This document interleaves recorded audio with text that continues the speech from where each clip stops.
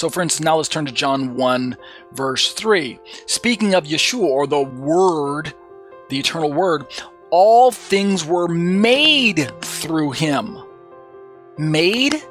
Wait a minute. Isn't God the one who made everything? But now John tells us that all things were made through this eternal Word, which was with God and was God.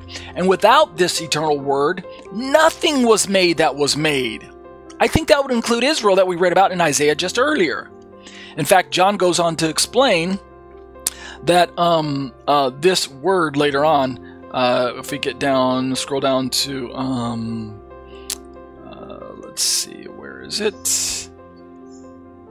Maybe it's in a different passage I'm thinking about. But let's just stick with verse 3 for now so I don't go off track and chase a rabbit trail. All things were made through him.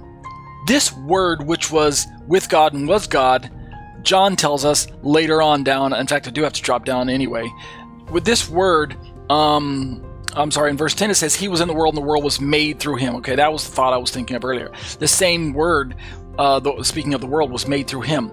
But then it's this word in verse 14, this Word became flesh and dwelt among us. So we're moving from this eternal Word, which was eternal with God, to this incarnation among men. We have seen his glory, the glory of the only Son from the Father, full of grace and truth.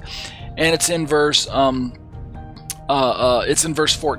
that we know that this is Yeshua, the Messiah, the one who came and dwelt with us, right? So going back up to verse 3, the only point I'm trying to bring up in this part of our study is that Isaiah told us that, speaking of Israel, that God made them.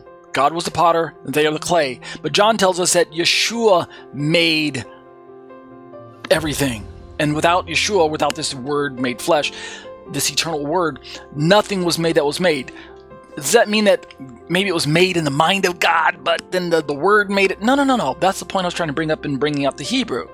God actually didn't just think it and then the Word made it, like some might say. Okay, the mind of God conceived it and then the hand of God fashioned it, but was all really still God.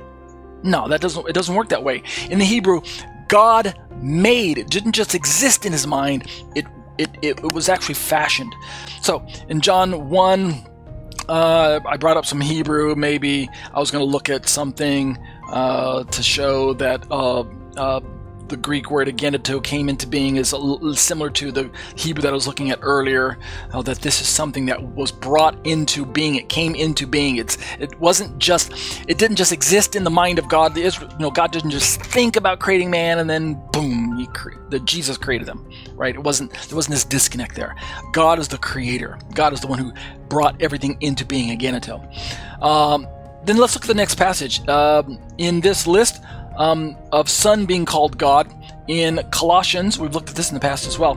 Colossians 2:9. And I got the wrong chapter pulled up. Sorry about that. Colossians 2:9. Wow, I had the wrong passage pulled up all along. No problem. Wait a minute, that's not the one I want. Oh, I'm sorry. Colossians 1:15. I'm just looking at the wrong table. I did have the right passage. Let's go back to that.